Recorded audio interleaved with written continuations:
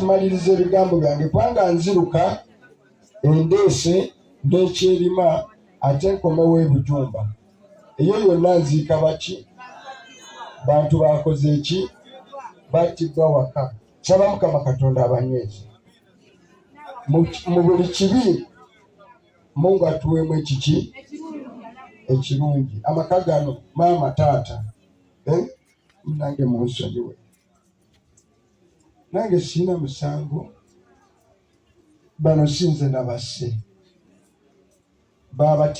kutirimbula babatirimbulidde mu nyumba yange mu maka.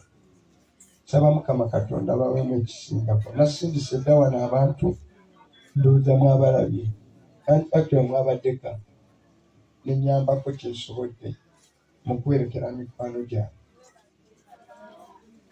Naye mbasaba buli alinayo gwatalaba ng'owulira nga tubadde tuli naye ng'oba omulabba otulatulamu ku kyalo tomukola ki jangu mangu kawenje ebbanga lyonna okutuka lwenalaba ng'embeera ezizze muki mu nteeko. N'abalina obulumi waliwo tubadde n'ensibambi ono abamu bakyalina n'amasasi ge babakubye munda, osanga bwatyo mundeetere mutwala ne mujjanjaba busobozi bwange mu kampeyini.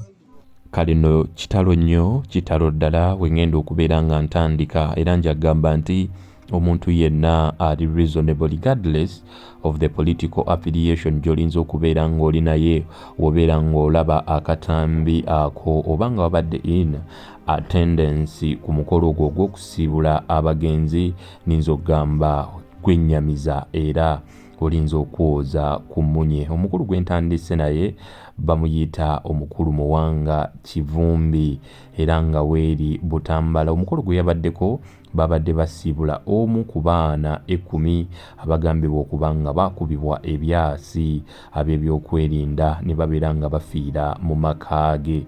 Kale no wobeera otunuulira in a free and democratic society kye balinza okuyita an election oba okulonda bakudefininga okuviira ddala eri ku nomination nga zitandika mu campaign trails. Kale nno mu kulonda ate ssaako ne after oba post election kale nno activities ezirinza okubeera nga weeziriwo. Otunuulira akalulu k'eggwanga Uganda campaigns wezitambudde naddala ez'opposition ate era n'obeera nga otunuulira n'eri yonna gye twatandikira ninza okugamba nti kituufu international community ebeere nga yeeyisa mu ngeri ng'eno. Kale no abaana basoba mu 10 mu kifo kimu nga bakubibwa amasasi ab'ebyokwerinda. It is a bigger unworrying statement. Kale no nyagadde mbeere nga ntandika bwe ntyo kubanga ebigambo si birungi. Kale no bakyerupe oba gye ninza okuyita international community saako ne bajournalist tebannaba kubeera nga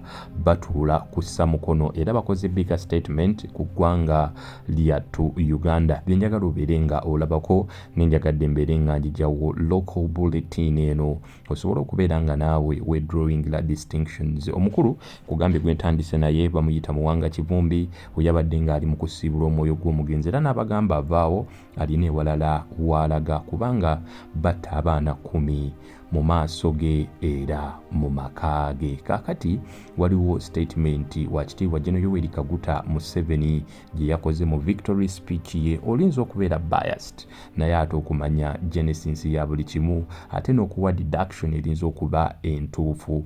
Njagala obeere nga you employ your mind ku video ya Gen Yoweri Kaguta Museveni eno owulirize bulungi ng'awa accountability ku biki ebyatuukawo. Bwe tumala okugyawo bino ate tufulume eggwanga Uganda tulabe ate international community eyogera ki. Naye nga weeri enkola yaffe yo video soko jimpeere like nagamba video wogiwa like edduka misinde netuuka ku oyo gwe wandyagadde ate munnange ebeere nga etuukako ate natwegattako waliwo enkusabira nekugambira nga subscribinga today so that information ng'eno saako nesingayo ate munnange ebeere kusanga in your comfort zone. Wuliriza bulungi wano.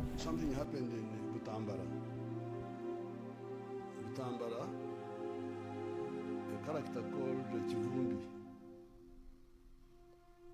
was defeated. Now the plan everywhere was that where Nup is defeated, gangs with the pangas. You remember pangas? With the pangas should attack the polling station. And that's what they did. When Chivimba was defeated, they came with pangas to attack the polling station, and they were shot. 7 of them were shot dead there with the pangas. Now, those who came to Nakasero on the 14th, on the 13th, remember that I was up the whole night. I didn't sleep.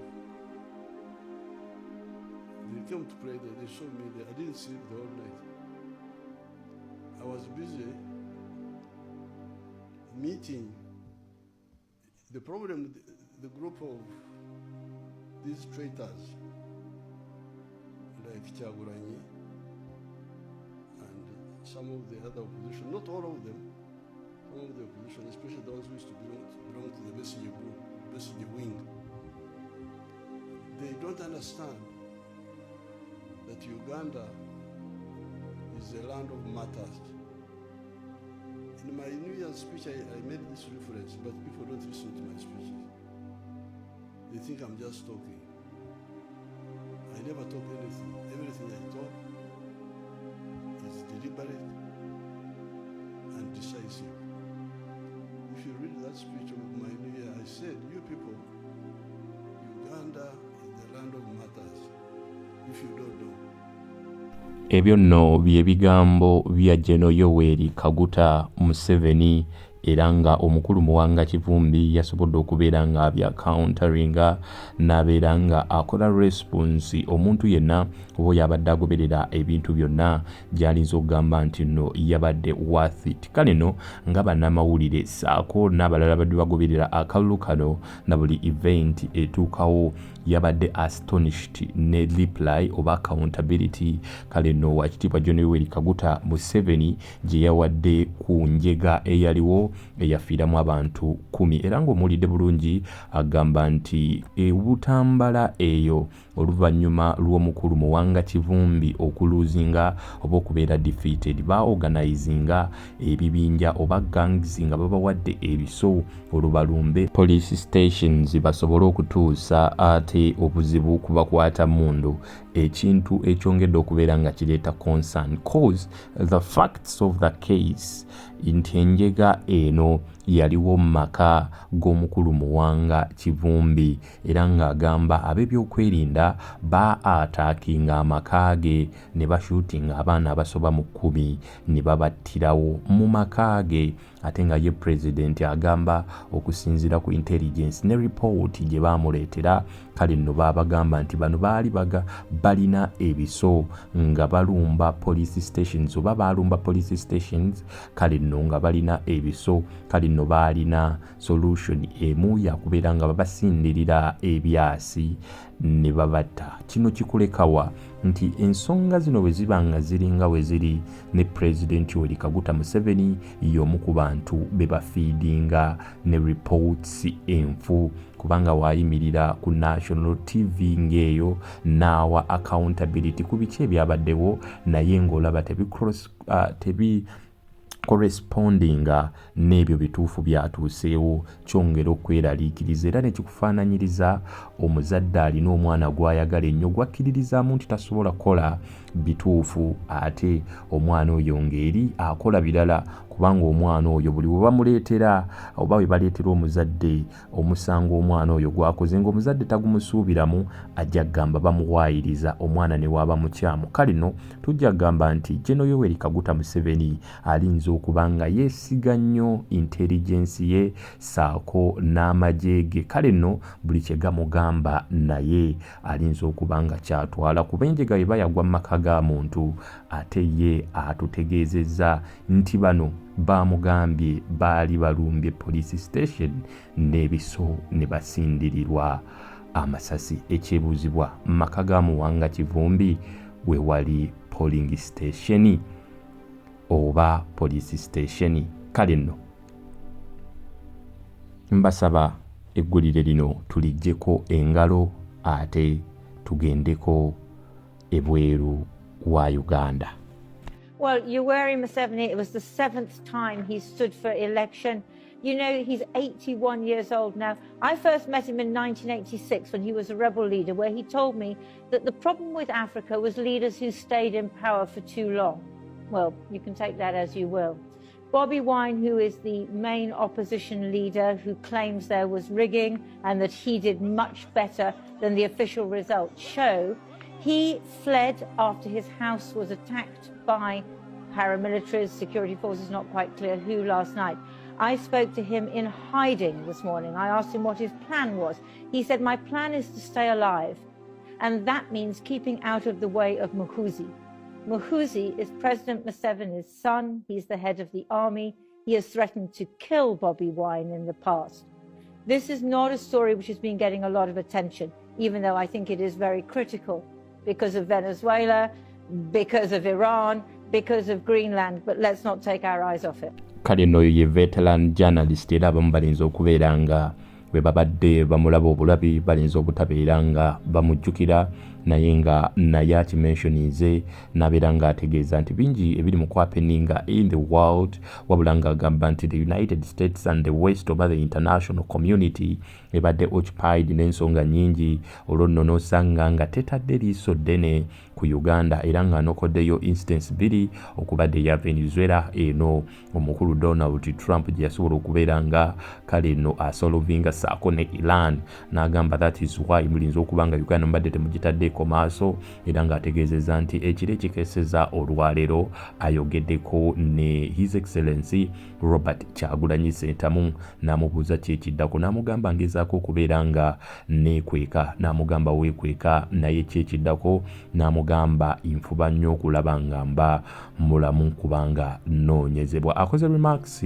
wabadde asembayo n'agamba nti ono yali threatened by the president's son ayogedde ku linnya lya CDF w'eggye lya Uganda Gen Muhoozi Kainerugaba ng'agamba nti ono yamuthreateninga obeera nga mubiheeringa ndowooza abadde asinziira ku tweets kale no Gen Muhoozi Kainerugaba ng'ayita ku X ze yateekangayo wadde nga zino omukulu Kolaije yabayo n'ategeeza nti omukulu abeera asaagamuko kubanga bimunyumira kale no bo babitwala nga biri serious nnyo era ng'agamba nti ensonga bwe ziba nga ziri bwe zityo zinaaba zitya. Let's keep an eye in what is happening in Uganda.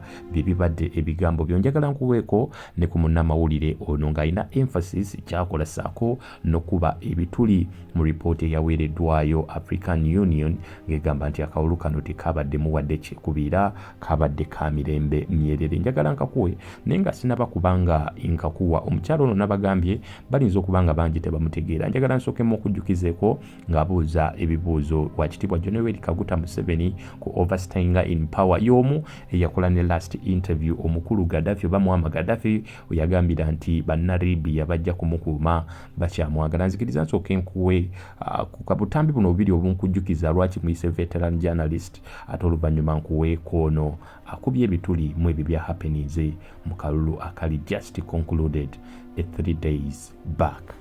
When you were inaugurated back in 1986, you said the problems of Africa and Uganda in particular are caused by leaders who overstay in power, which breeds impunity, corruption, and promotes patronage. Again, that was back in 1986, and some 26 years later, you're still in office.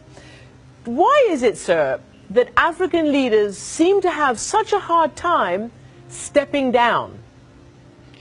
Well, there's no problem in stepping down. The crucial word in that quote, which you quoted, is impunity, and we should have added another word, accountability. I have been in leadership for those years you have mentioned on the basis of being voted by the public. I am not in government because I have imposed myself on the people. There's some confusion about what is primary in Africa. Many people spend a lot of time on who is doing what instead of spending time on what needs to be done. Africa has got a problem because of not tackling the question of the what. The who is important, but the what is more important than the who. All right, so we've already described the what, and you say that you've been elected over and again, which is true, but as you know, there are also allegations, increasing allegations, of irregularities at polls, vote rigging, other such thing, corruption, etc. I again want to go back to your own words and to ask you, even if the what has been accomplished, do you not think that 26 years in power is enough? There are so many issues to deal with. We can leave power. I can leave power when my party agrees. But what is more important, there are two issues. First of all, I'm elected by the people, and secondly, what is missing, what has been missing in Uganda, has been the what. The what. Even if another person comes, if he does not deal with the bottlenecks that we have been facing, then Uganda will not move forward. I know, but you seem to be saying, sir, that the only person who can deal with the bottlenecks and the whats is you. Would it not be a great legacy as an African leader, a democratic African leader, to have a peaceful democratic transition, rather than staying on and having people call you Mugabe?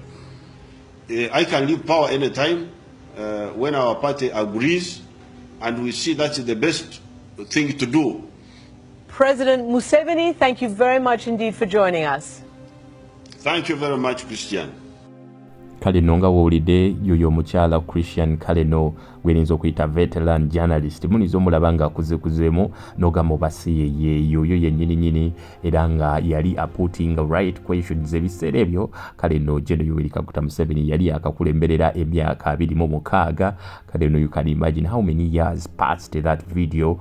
Naye ng'obudde bonna akyabagamba ekintu kyekimu agamba abantu bamulonda massively ate abantu bapanga bakyamulonda ate nga ne pate yeegamba munnange beera ng'obeerawo. Kale nno akyaliwo era abagambye obudde bunaatuuka okubeera ng'awummula. Yabagamba ajja wummula. Tusuubire nti nno obudde obwo buli kumpi kubanga bangi boogera era ng'omukyalo oyo mulidde bulungi agenze n'agamba naye ogamba nti buli kimu kiri bulungi what kuba yagambye why do you consider looking at what is being at who is doing this rather than what is being done. The question would be what, not who. Namugamba naye ate wadde ogamba nti nebiri mu what birungi naye ate abantu bagamba vote rigging yeyongedde na buli kimu ate ye abagambye tetugenda beera nga tukwata ekkubo eryo. Sagala beera nga njogera bigambo bingi nnyo nzikiriza ate nkuwe kubiri current international community international journalist kale no nga bawa accountability ku biki ebiri mu ggwanga Uganda na biki bye basaba ate other nations to look oba to consider while looking at Uganda. Njagala mbeere nga nkuwa ku mukulu ono ate owulire ku submission ze on the same matter. To everyday people, it's a country riddled with poverty, with corruption, with unemployment, particularly for young people. So people are fed up with Museveni, this elderly president who's now been in power for 4 decades.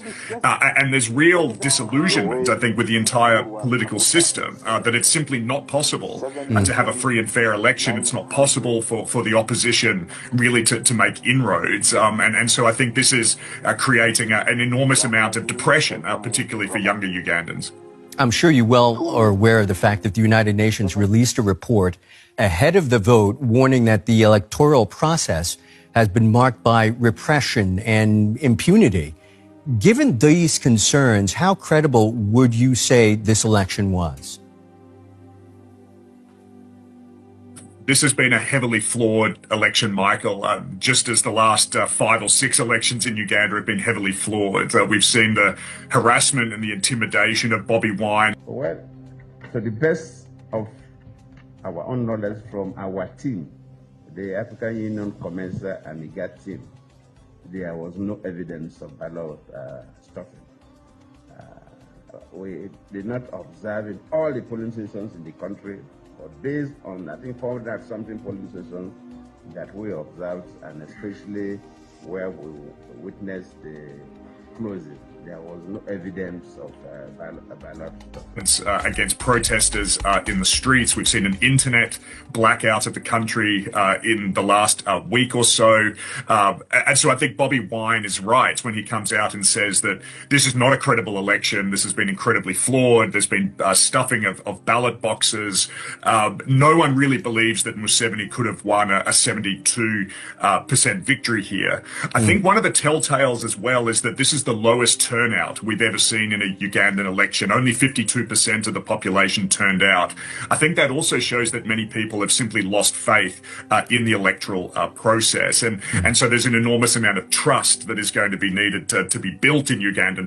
Kale no ninza okugamba nti byebigambo ebyo era sigenda beera nga mbyongerako wabula nga Sheikh Ashraf Dembe ye alina byakutegeeza nga yagamba nti ono musomi wa ddwa gwena alina ebizibu ebyenjawulo ogenda beera ng'omunoonyako enamba yokusikureni togiteekanga waawe sembyayo 11 ogenda beera ng'omunoonyako togenda kwejjusa era ye muntu omu akutegeeza nti abalungi abatuwuliriza era abatulaba olunaku olwaleero tukyaddeko ewa Sheikh Ashraf Dembe sebo sanyusa okubalaba amannya agange yeze Sheikh Ashraf Dembe akola ku bizibu by'enjawulo omuntu singa aba alina ebirwadde musomereddwa tunywa amazzi ga lukuya nga bw'obadde ogalaba tugenda abantu ku kyoto ne twokya emizimu emibi egibabaamu n'okulomba edduwa abantu singa abeera ng'ali wano atuuse sobola okumulombeera edduwa ne waba atatuuse nga mpadde amannya ge naye ng'ali wala naneetaase enamba yange yeeno eri 0707363711